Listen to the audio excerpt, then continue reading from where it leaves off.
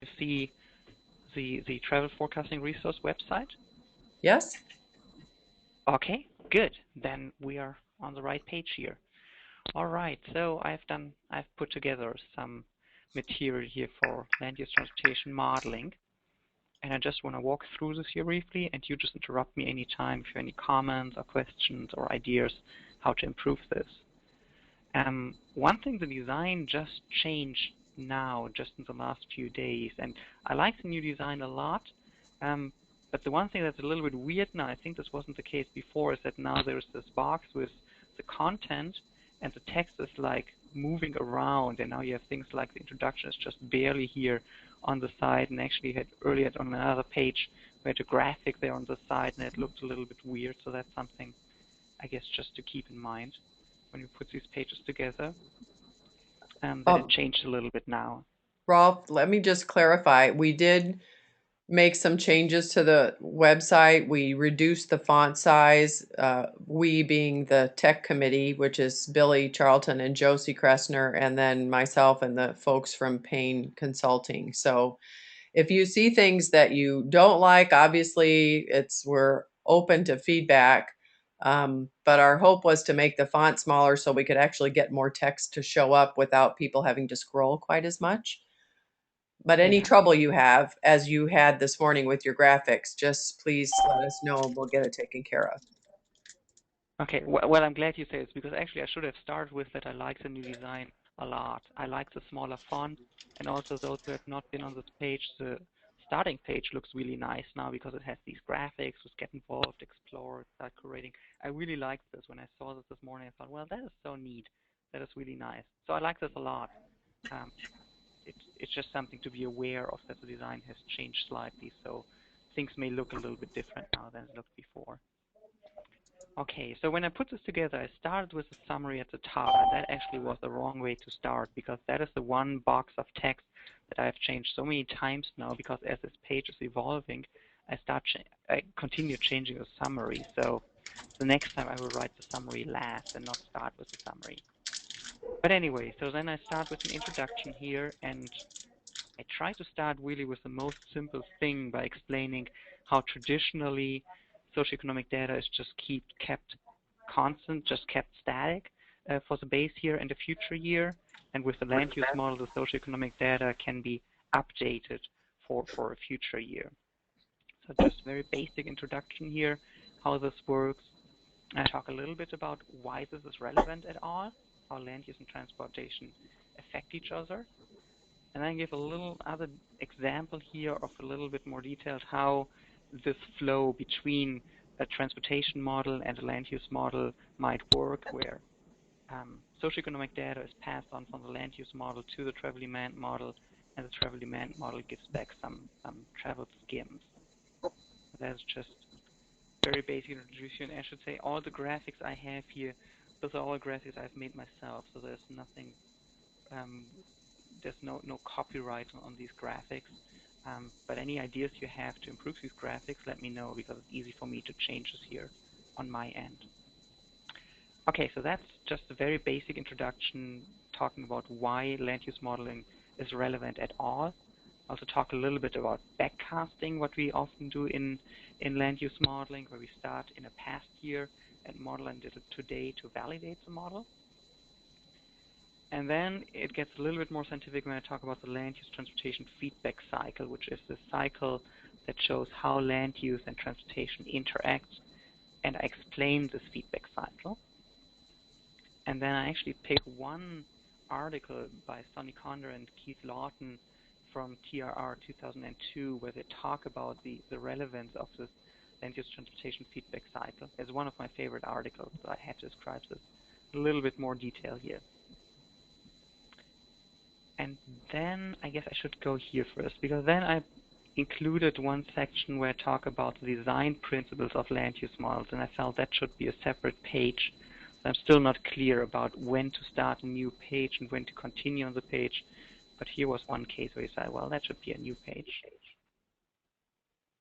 And here actually was the case, what I said earlier with the graphic. So I had a little bit text here above the graphic, and then it was a little bit strange because the system puts this graphic under this summary box, under this contents box, but it had this explanation what this graphic shows.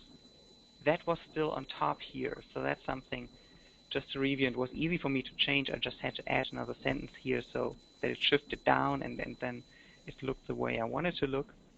But that was just something I realized today. Oops, that looks different than when I put it together. But anyway, so this is now a page that talks about the individual elements that go into a land use model. And this is just a very generic representation of how most land use models work. And so I describe this here in more detail.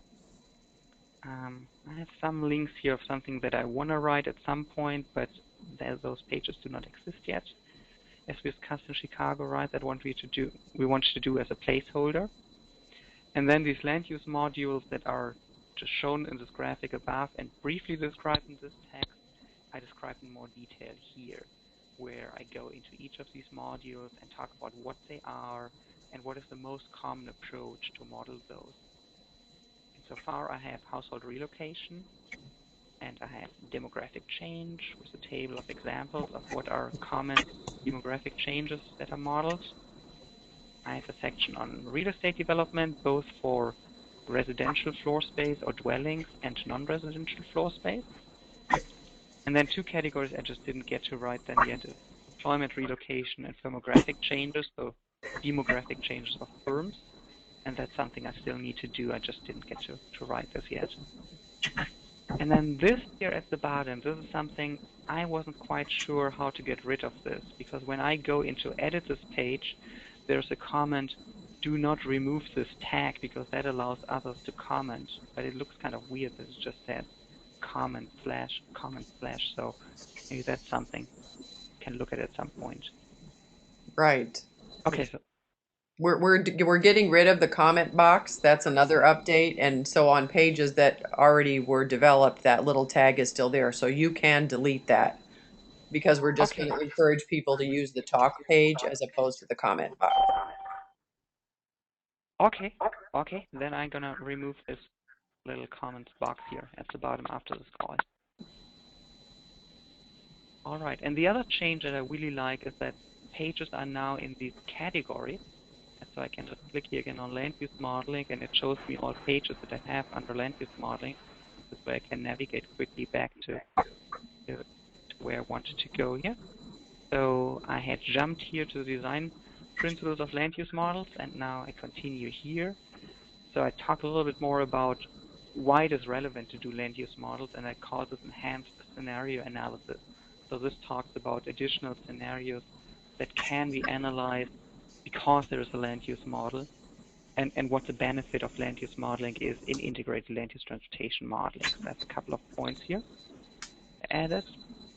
Okay, and then I jump into a brief history, and that's also something we discussed in Chicago, where some of us said, well, it's just nice to understand a little bit better the history, how this all came about. And so it's very brief here in 4 paragraphs, a little bit of history, how land use modeling started and where it went. And then there's a box here where I categorized some of the most important contributions into early pioneers, a revival in the 1980s, and what has been done in the 21st century. And of course, this is a list meant to be expanded, but I thought these are just the key contributions in this brief history of land use modeling. And then I tried to classify land use models a little bit, because I thought it's just not helpful to have a very long list with land use models, but I rather want to classify them into groups to explain a little bit how they work differently. And the first attempt to classifying them was by these general categories that I described below. I talk about, well, these are the different categories where most of the land use models fit in. And it doesn't mean that each model only fits into one category, but they fit into several categories. For example, urban sim is a microsimulation, but it's also a discrete choice model. And I know PCAS also has elements of microsimulation, so there is some overlap, but as a broad categorization, I try to allocate them in these categories just to explain a little bit better what different types of land use models are. Now, this is one attempt to categorize land use models. And then further down, I also have three more black and white categories to contrast different land use models. One is behavioral and structural explaining approaches, where behavioral approaches try to understand why certain acts make certain decisions, and therefore explain urban development, and structure explaining approaches just look at a change of a structure rather than trying to understand the decision-making process behind it. So a cellular automata would be a classic example of a structure explaining approach. Then the next big category distinction here is bid rent and discrete choice approaches, just because most land use models fall in either one or the other category. Distinction for land use models. And then finally, I talk about aggregate and microscopic approaches. Yeah, because that's also an easy way to distinguish models. So that is described here. And then the last category I have are further materials, where there's also something we discussed in Chicago, and that was a good idea to add these TMIP resources here to this website. So it's just a link that puts you to the TMIP website, and then I have a bunch of references here at the end. So that's where things stand right now. I appreciate any comments, feedback, any revisions to these pages would be great.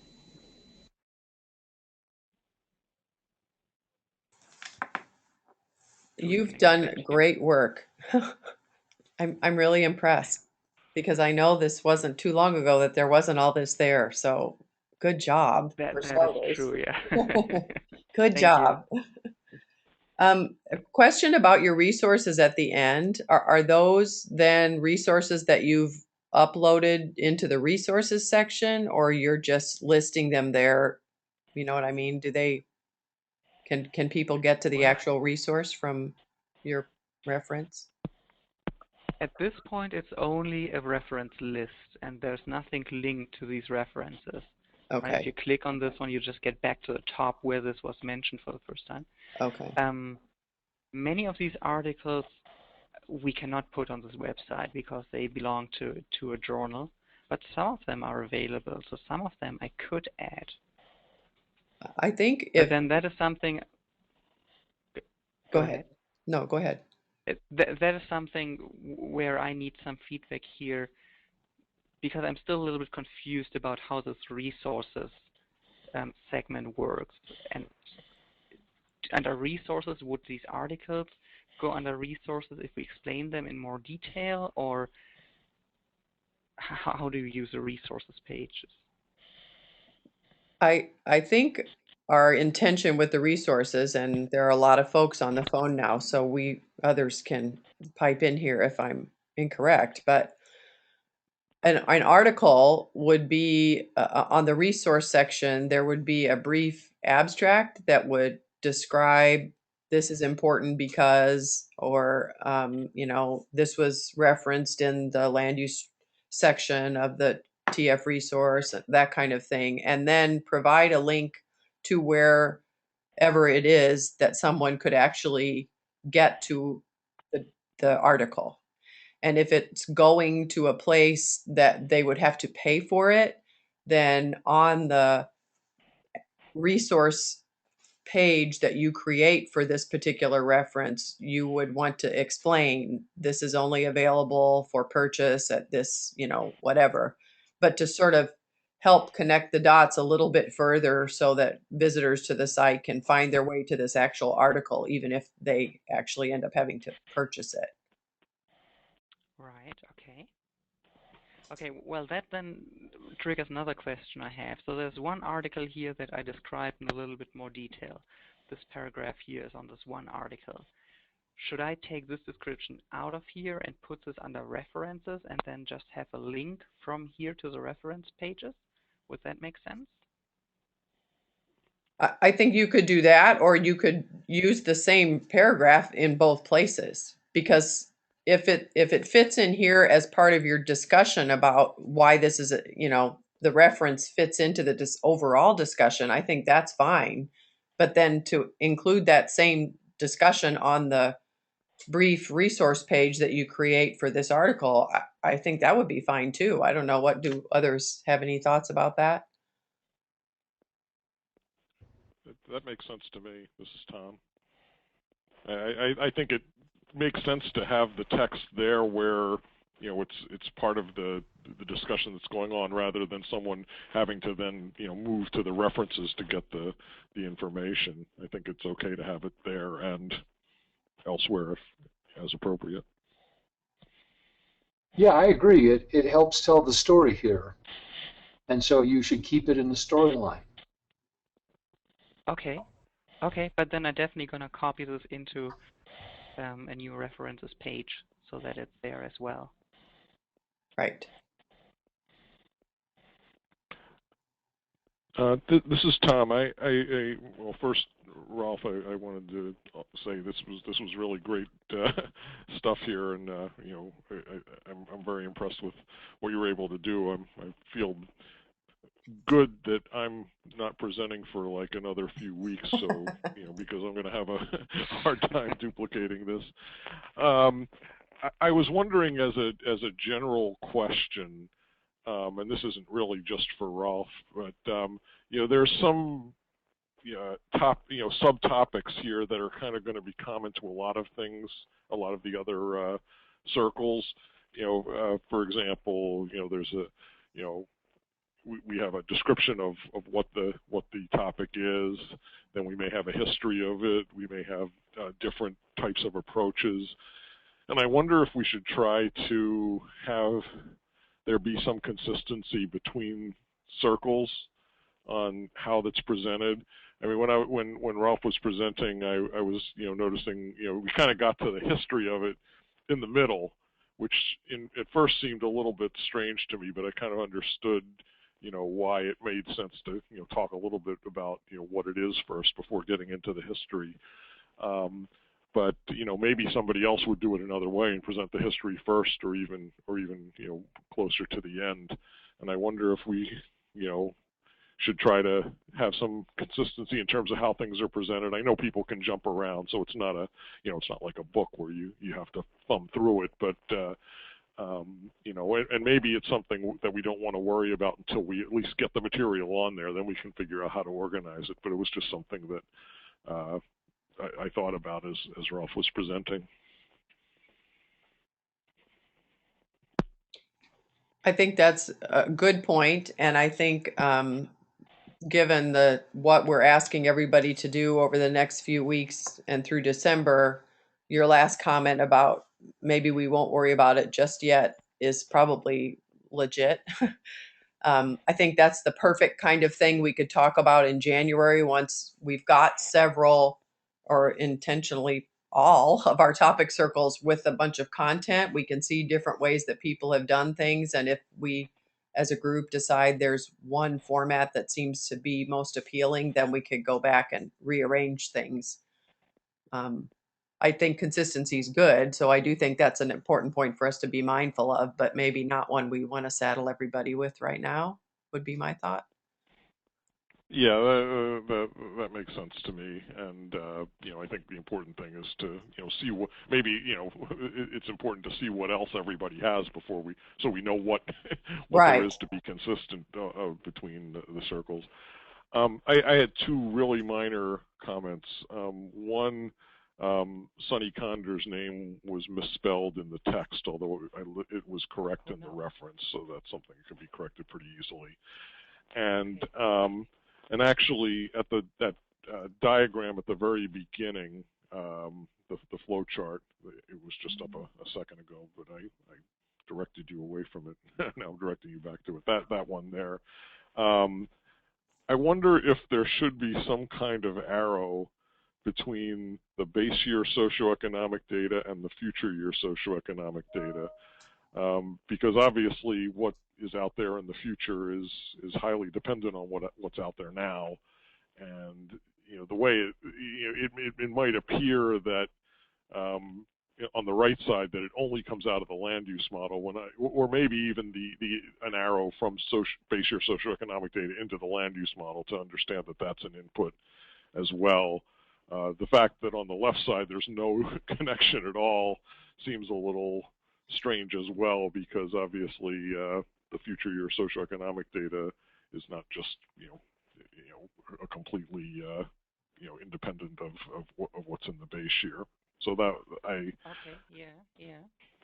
You know, I like this, and I wonder maybe between these two boxes should be one box that says something like static forecast process or something like that, to make the distinction that on the left side it goes from the base year to the future year. The land use side is just independent and not influenced by the transportation model, in contrast to the future year, to the integrated land use model. Yeah, I will play a little bit of that. I think that's a good idea. Well, so this is 2 straight weeks I've heard some nice presentations from Rolf. I don't know what you're going to present to me next week, Rolf, but I'm looking forward to it. Well, thank you very much. Being on this page here, I have another question. I have a link here to socioeconomic data, and I wanted to link to spatial data. But when I link to spatial data, I get to this entire category of spatial data that includes everything, socioeconomic data, network data, etc. Can I link to another page and link to a subcategory, like link right here to socioeconomic data? Is that possible? That's a good question. I would think you could. Josie, I see you're on the phone. Do you know the answer to that question? In theory, you should be able to. I don't know if the system has it set up. But also that kind of speaks to the question of whether that particular subtopic should be its own page. Oh, because if it was its own page, for sure you could link to it. Yeah. Okay. But I don't know. I mean, that might not always be the case. So I can investigate that. Yeah. I'll check it out, Rolf, and get back to you. That would be great. Okay. Any other questions or comments for Rolf? I had one thing. I sent it in a text, but I see a lot of people are actually called in, so I thought I would mention it to those who are who maybe didn't see it.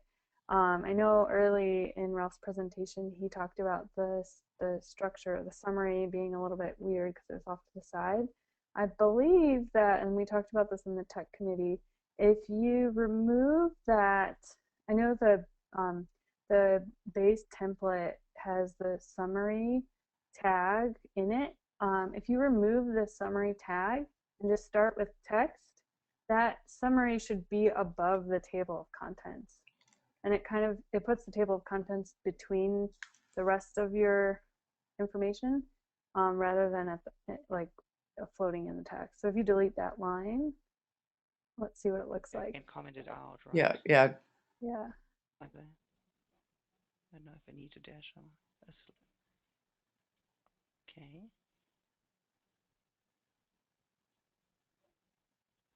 Okay. Well, I like that. I like this very much. I mean, I would certainly change the layout here, but I like this to have the summary on top of the contents box. Mm-hmm. And that should fix, I think I don't know exactly if that would fix this problem that you're having with the text, or with the graphic, but it might. No, I find it interesting. On my page, it's the table, like the next section starts underneath it. And I thought that's what was going to happen. So I'm not sure what I did to make that happen, but I'll look into it. So what starts underneath it? I'm not quite. So the table of contents, that box, yes, isn't floating within the text. So it is between like the summary, and then there's just the box, and then my text starts after the box.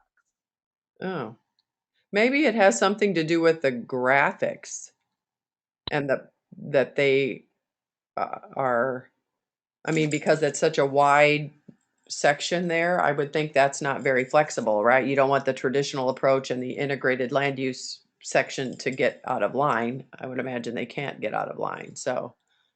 Oh, I lied. It now does float. So at one point it didn't. So it's something that they changed. Okay, well, we'll ask them. Just today, yeah. They just made all these updates from the development site. So, and do we want it floating or do we not? I'm wondering if the summary would be best placed next to the box. I know it, in some cases the size of the box and the size of the summary may not match up very well, but in this case, that might be a way so that all of the text and graphics and everything is below both the box and the summary is right next to the table of contents. Well, let me follow up with the Payne guys and see if we have much control over that. But at a minimum, you can delete the word summary from your templates so that you start right away with some text as opposed to that big heading that takes up a lot of space. And you can also delete the comment box from the bottom of your template. I'll go through and do some of that cleanup, but if you're in there messing around, you can do that yourself. Okay, Rolf, you want to hand either, I guess you have to hand it back to me and then I hand it to Dave, or can you hand it right to Dave Schmitt? I believe you have to do this because I'm not the moderator in this. Oh, actually I can. Okay. Actually I can. Perfect. I have been made the presenter. You are the presenter. Dun, da, da, da. All right. What we've been working on is a basis to, basically a platform for the new starts. So let me walk through the pages and then talk through a couple of things. This first page is pretty much updated with map 21. I had largely done this around the time of our meeting in Chicago. And I'm just now getting used to the new changes because I was working on a lot of some things on Sunday and I didn't see these changes, so I'm getting used to these. I like it though. Big thumbs up to the tech committee. So this is basically a page that talks all about new starts, and I actually use this myself. It's a great reference page, even so I don't have to go look through FTA's website. What I've been adding is this is general travel forecasting for the New Starts program. I've been putting under construction as a page that I just don't want ready yet, so I don't know how we're handling that as a group, but I just have a general under construction. What I find that I do is I kind of get in a mode and write about, write one of these sections and then come back to it later on. So that's my placeholder for just saying things are just working.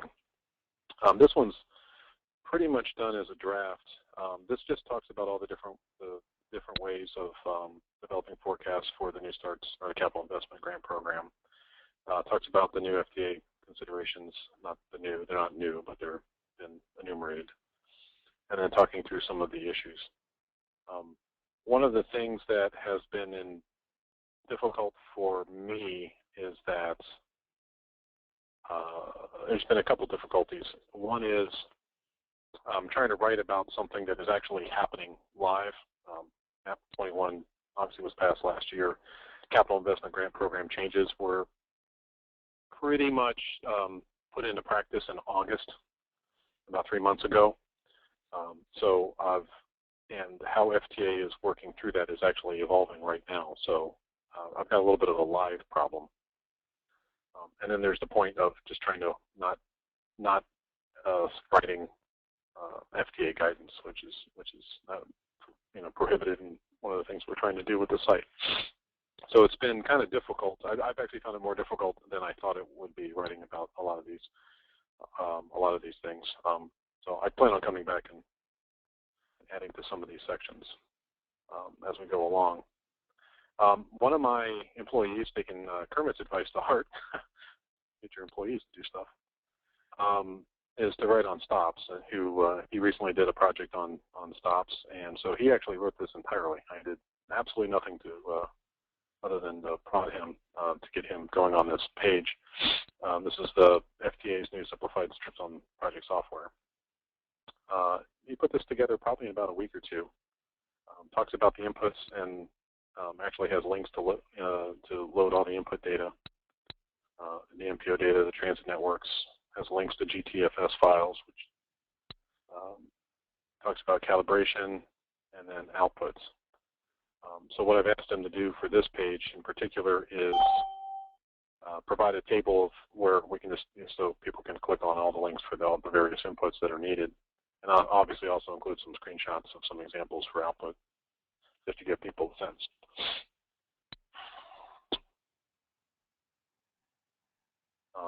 I just wanted to show one page that I did for Josie's section, or during the Chicago conference, was on response bias. So I did put this together from some write-ups that I had.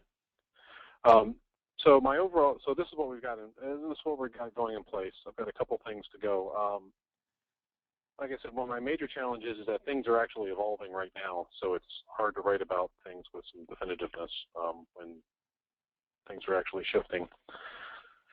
And obviously there's no, since it's live, there's no NCHRP or TCRP paper to kind of just rely on or cite. My general goal here is to get this, and I've got one other page that's pretty raw under construction going, and then I'm planning on making a broadcast email to a bunch of different, some of my colleagues in the industry around the country, different companies, different people, different agencies, and solicit their input. Because I want to make a couple of core pages that talk to the basis of the program and how you can forecast for it, and then I want people to really talk about their examples and provide that input to the page. That's great. So that's the overall game plan. The under construction pages are out there though, like our incubator pages, right? That anybody could edit even now. I didn't quite see where you went to find these, so they're just out there. So I guess one point about under construction, in essence, that's what the incubator is. So, Okay. you know, it's okay to call it that because it's your page. You can do it how you would like, but that incubator tag is there so people know that this is something that's being developed and that they could actually help develop if they're so informed and inclined to do so. Okay.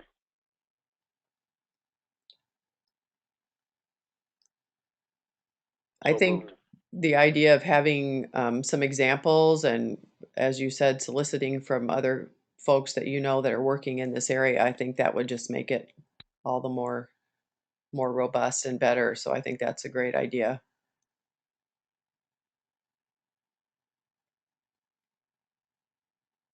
I'll chime in since no one else is. I think you did a great job.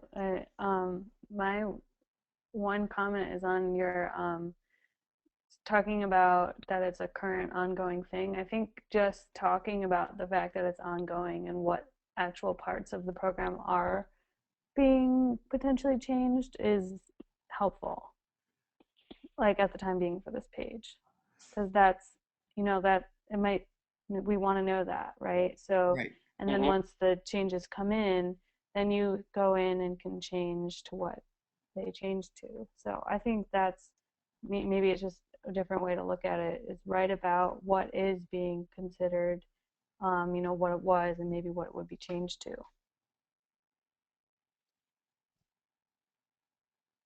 That's a great suggestion. Thanks.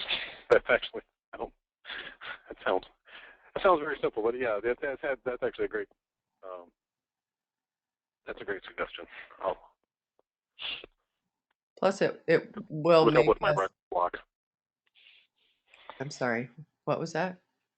I was just saying that would help with the writer's block, because there's been a couple of times I've just been staring at the page, wondering what to write, because it's evolving under, you know, the land is shifting as I you know, write the words. So Sure. actually acknowledging it's changing. That's good. Very good.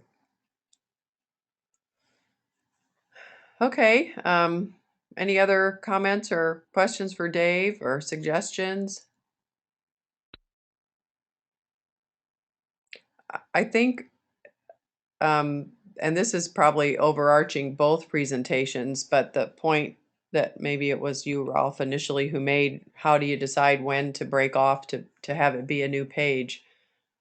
I don't know that there's a rule there, but I don't think we should hesitate to do that, because I think long things that scroll and scroll and scroll are maybe not as user friendly as sections that would then you'd hop to the next section. I don't know what others think about that, but it seems like that was also something we tossed back and forth when we were in Chicago. So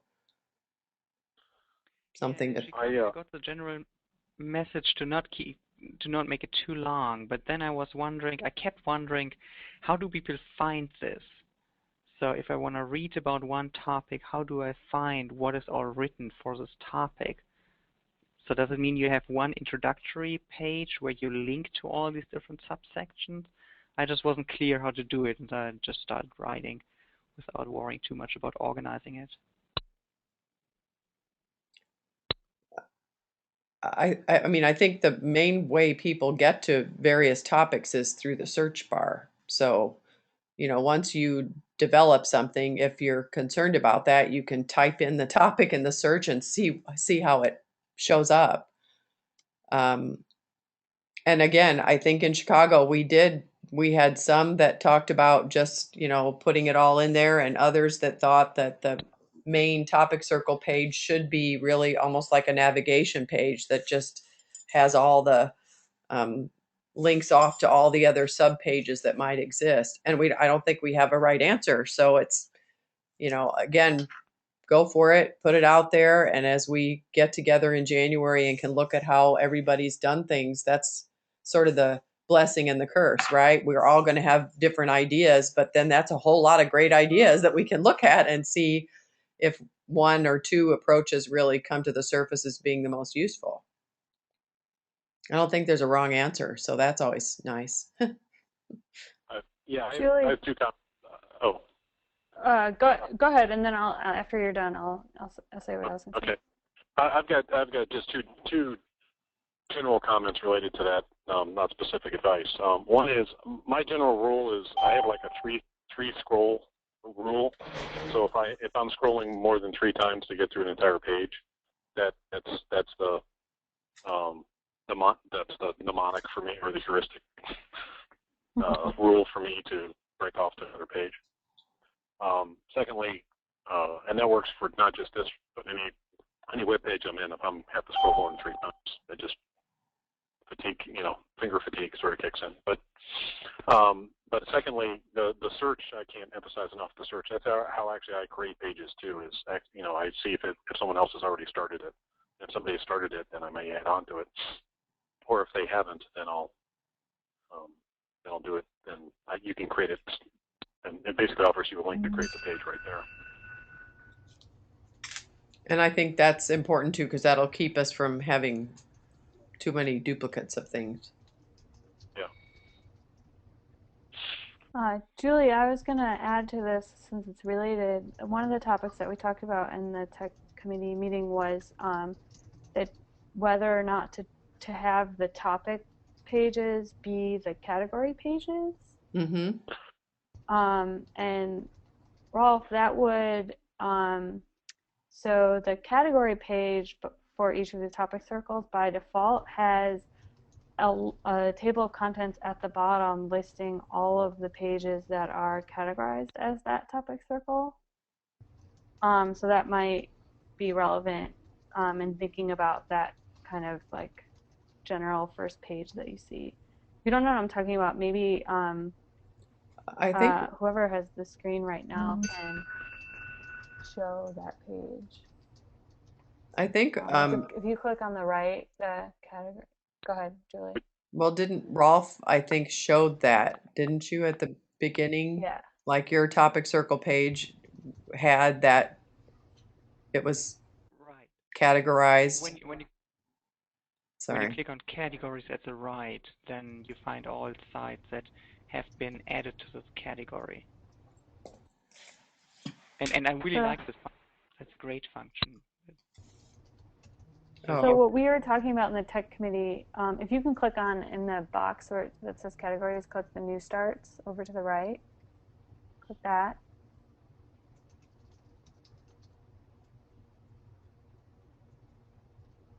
When it does come up. Yeah. We were talking about having, instead of a separate page where you have your writing for new starts, having it replace the learn more about this circle at new starts link.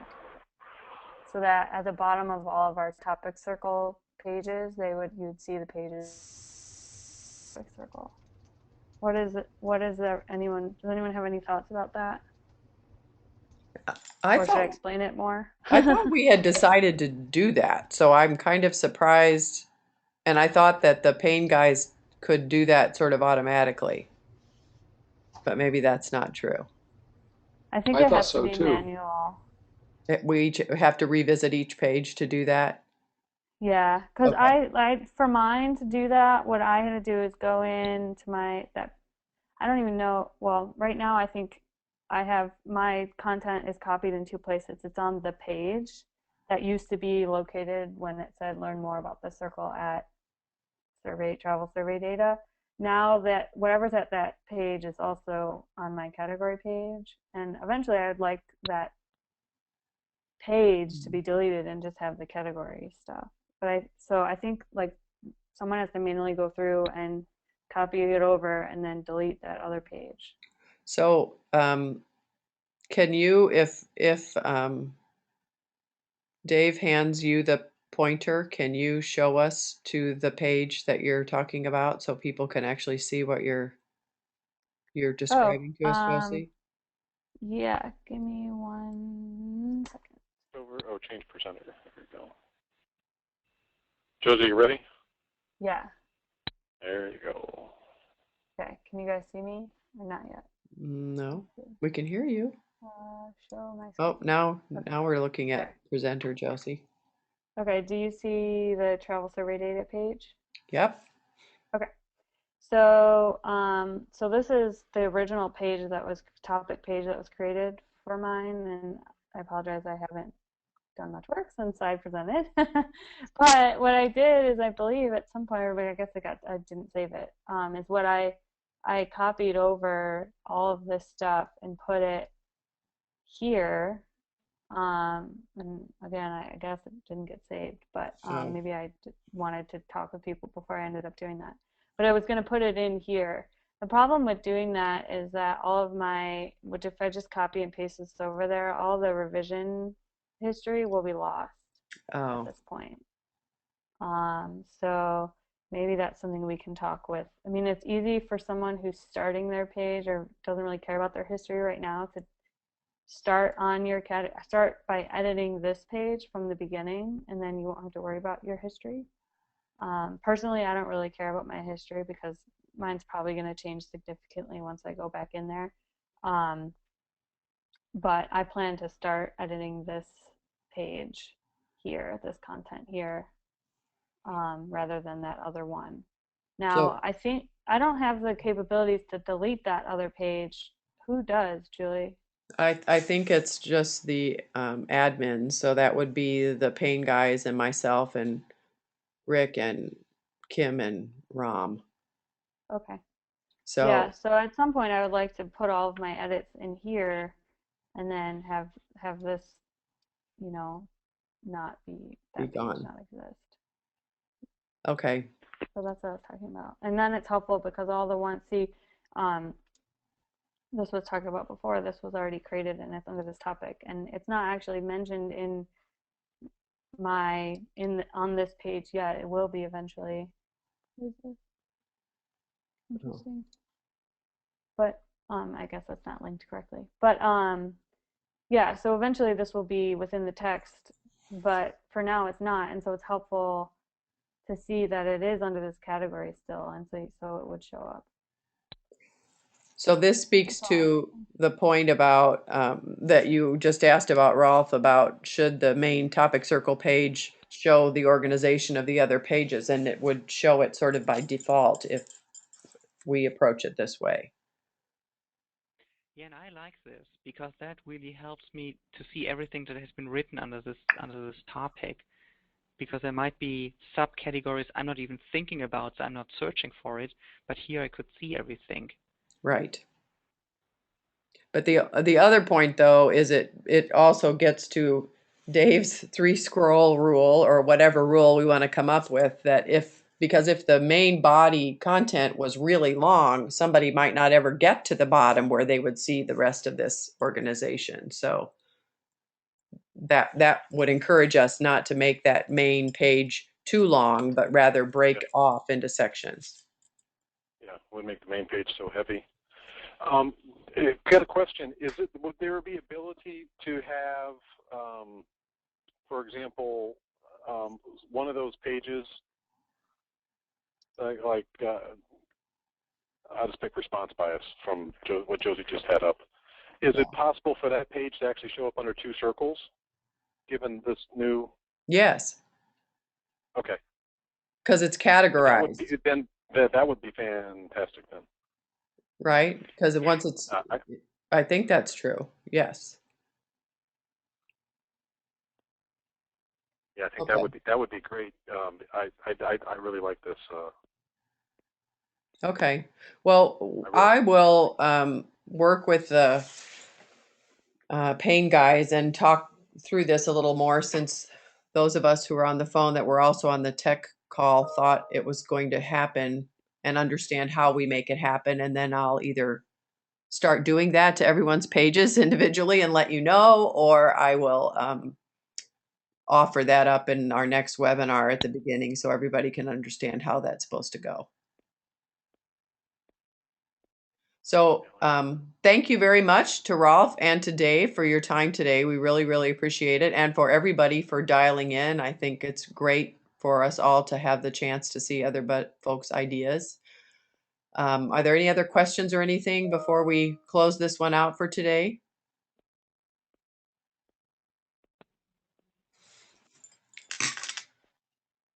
Okay. Well, thank you, everybody. I appreciate it. And I will talk to all of you. I think our next one is December 5th. But I'll let you know in the meantime about this last little point of discussion that we had. Also, a reminder, this was recorded. So if you have questions or follow-up that you want to do, I will send the link out to the recording as soon as I figure out how to do that, so that you can all have it. Thank you very much. Happy Thanksgiving. Thanks, you too. Bye. Thank you. Good job, guys. Bye.